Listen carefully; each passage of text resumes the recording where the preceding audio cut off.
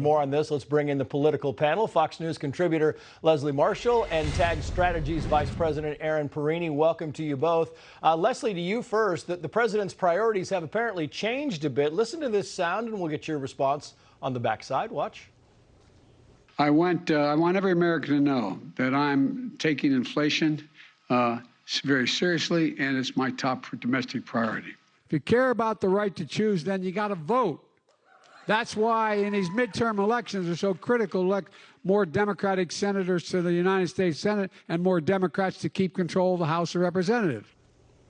And yet poll after poll, Leslie, shows that abortion is no longer the top issue. People are kind of getting back to those kitchen table issues, right? Getting back to crime, getting back to the economy. Your thoughts?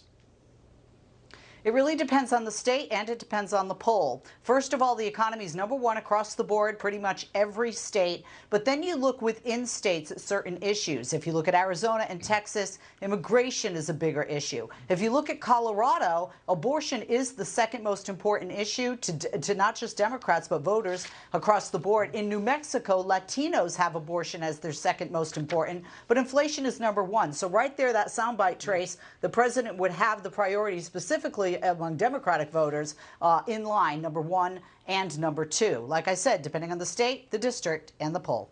Yeah, you talk about the economy, you talk about gas prices. The president now, Aaron, is going to release 10 to 15 million barrels from the strategic supply.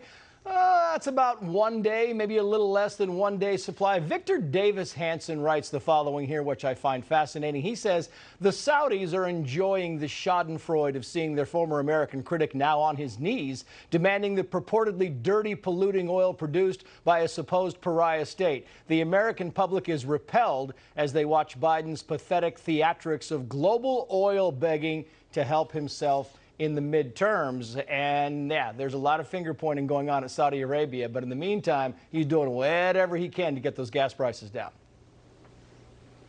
It's true. Earlier on Fox today, you saw former Secretary of State Mike Pompeo call it the political petroleum reserve, and I think that hits the nail on the head here. You're seeing Democrats bring the strategic petroleum reserve, which is for emergencies, down to a near 40-year low, and they're not doing it because they actually think long-term this is the best policy. They're doing it for short-term, what they think could be a short-term political gain. You see this. You see the student loan scam. You see the marijuana expunging of the records and the pardons from the president. Democrats can't win votes on their policies, so they're using political grandstanding like these gestures from Biden to try and do it. It's still not going to be enough in November.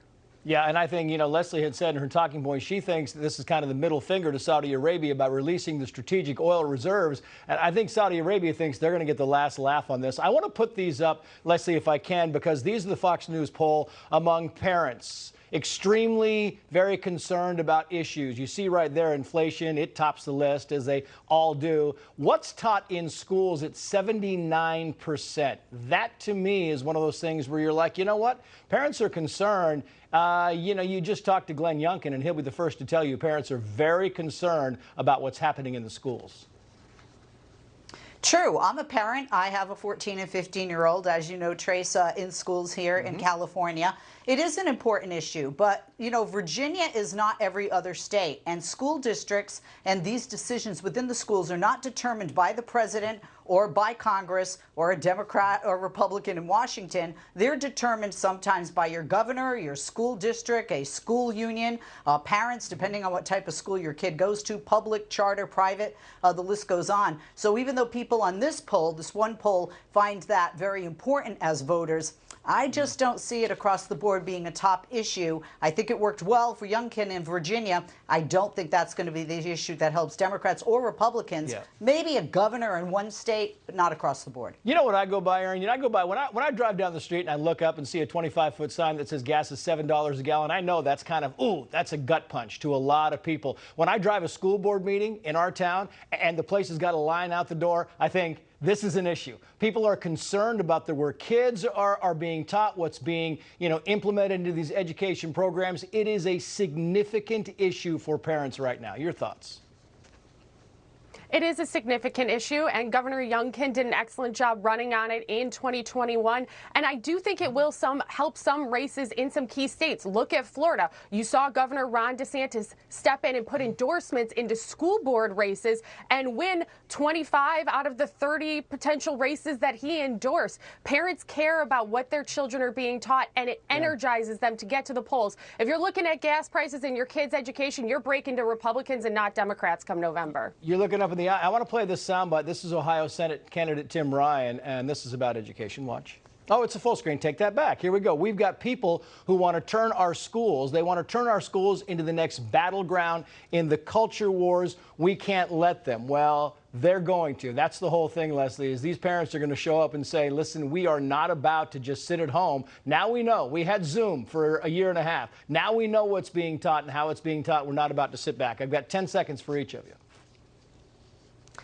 In the state of Ohio, whether it's Tim Ryan that becomes the senator or J.D. Vance, they don't make the decisions as to the school curriculum. The school board does, school unions weigh in, and of course, state legislators, including the governor, not senators. Final thought, Aaron. Well, it is very important who is in the United States Senate because there is still some federal oversight, especially regarding the Department of Education. When you see ACT scores hitting near record lows for students trying to step forward, we need to step in now at every level and make sure that America's kids have the best future for tomorrow. Glad you said that because we are going to talk to Bill Bennett about that, the former education secretary, tomorrow on this program, America's Late News, Fox News at Night. Leslie Marshall, Aaron Perini, thank you both for coming on. We appreciate it. Thank you. Thanks.